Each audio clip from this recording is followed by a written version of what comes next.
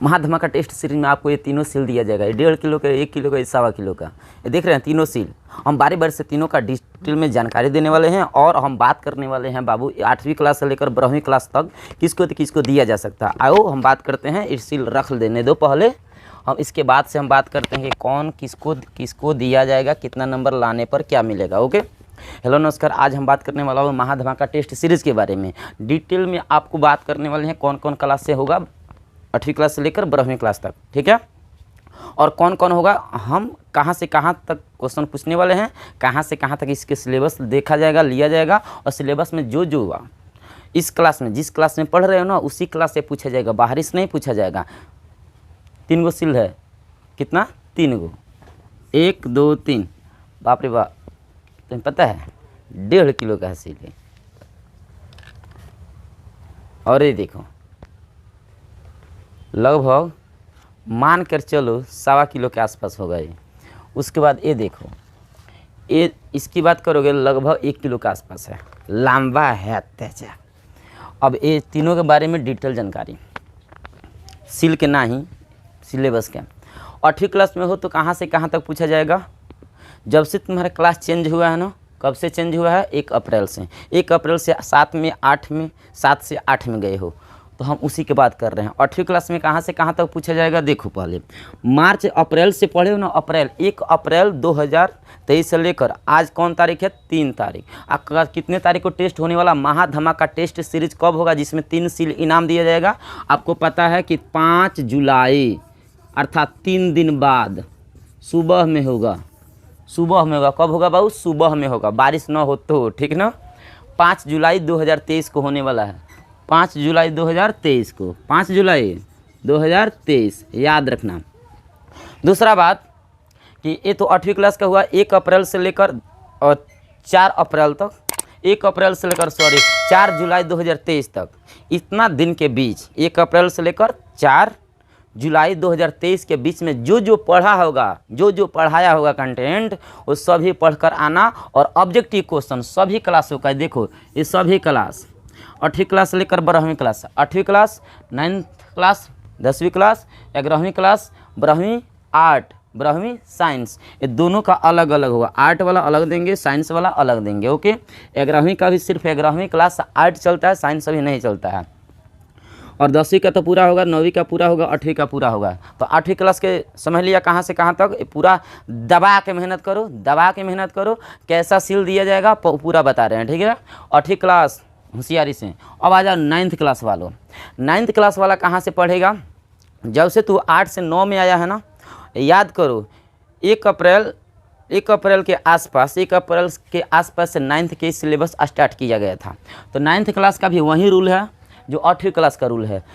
जब तुम्हारा टेस्ट मतलब कि क्लास चेंज हुआ है ना, चेंज हुआ होने से लेकर आज तक मतलब कि 4 जुलाई 2023 तक जो पढ़ाई हुआ है ना, तो हालांकि 9 में तो ज़्यादा पढ़ाई हुआ नहीं है।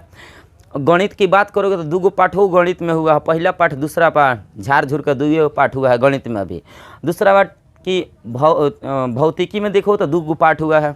पहला पाठ, दूसरा पाठ उसमें हुआ है। और भूगोल की बात करोगे तो 3 गो पाठ हुआ है। तो यहीं मिलाकर 3 2 5 2 7, 7 गो पाठ है। 7 पाठ एकदम दबा के भरना। यदि 1.5 किलो का सील लेना चाहता, जितना चाहता, तो 7 गो पाठ दबा के पढ़ो, एकदम पक्का आएगा तुमसे।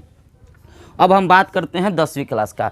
10वीं क्लास का एकदम कमर तोड़ कर मेहनत करना होगा, क्योंकि इसमें ज़्यादा सिलेबस कराया गया है। अब देखो 10वीं क्लास में क्या क्या हुआ है बाबू। भौतिकी पूरा, जीव विज्ञान आधा, वर्णिका आधा, वर्णिका पूरा हो गया। हिंदी गोधुली आधा हुआ है। जो तुम्हें पता है क्या क्या हुआ है बाबू। उसके बाद भूगोल पूरा हो गया है। मैथ में देखिएगा तो 9 गो पाठ हुआ है, जिसमें से 2 गो पाठ से ऑब्जेक्टिव नहीं आता है। 9वां पाठ और 11वां पाठ से ना के बराबर ऑब्जेक्टिव आता है, ना के बराबर। बाकी सब से ऑब्जेक्टिव आता है। तो पूरा जितना पढ़ाई हुआ है ना ऑफलाइन क्लास में, ऑनलाइन क्लास का गिनती नहीं गिना जाएगा। ओके, तो ऑफलाइन क्लास में जितना पढ़ाई हुआ है सिलेबस, उतना पूरा ऑब्जेक्टिव दबा के पढ़ो। देखो अन्य बैचों की अपेक्षा तुम्हें सबसे ज़्यादा मेहनत करना पड़ेगा, क्योंकि सबसे ज़्यादा किताब तुम्हीं को पढ़ना होगा, ठीक है। और पूरा का पूरा दिन रात लगा दो। आज कौन तारीख है? 2 तारीख है, 3 तारीख, 4 तारीख। अब बिहान भैले उसके बाद है ये है, तो 3 दिन इतना रगड़ के पढ़ो ना कि चौथा दिन ऐसा लगे 85 को ना ऑब्जेक्टिव, केवल ऑब्जेक्टिव होगा यार, 50 गो केवल ऑब्जेक्टिव होगा, टिक लगाने वाला। तो हो सकता है कि 50 गो ऑब्जेक्टिव 3 दिन में पूरा रगड़ दो। हमें पता विश्वास, हम अपने बाबू पर विश्वास कर रहे हैं कि 3 दिन में एकदम रगड़ देगा वो। तो 10वीं क्लास को एकदम ज़्यादा मेहनत करना पड़ेगा अन्य बैचों की अपेक्षा। 11वीं क्लास देखो, 11वीं क्लास में जहाँ तक पढ़ाई हुआ है 11वीं क्लास आर्ट की बात करें, जो सामूहिक का आता है उसको बात कर रहे हैं हम।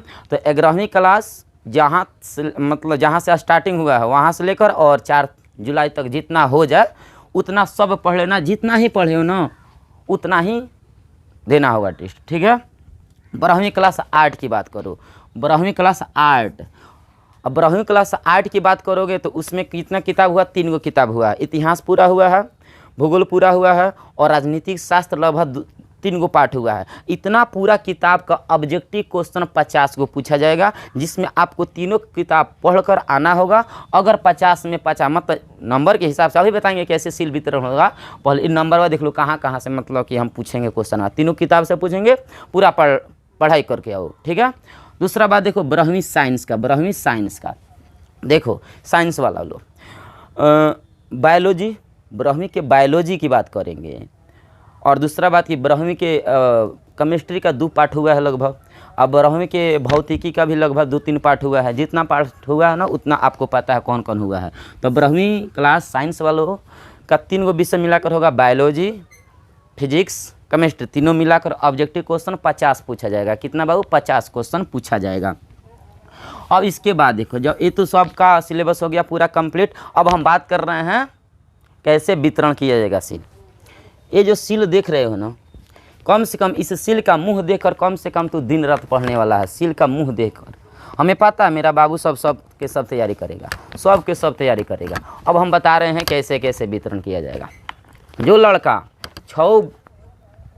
6 में 1 नंबर पर आएगा, मतलब सबसे ज़्यादा कोई ना कोई 1 नंबर पाएगा। जो 1 नंबर पर आएगा उसे 1.5 किलो का सील दे दिया जाएगा।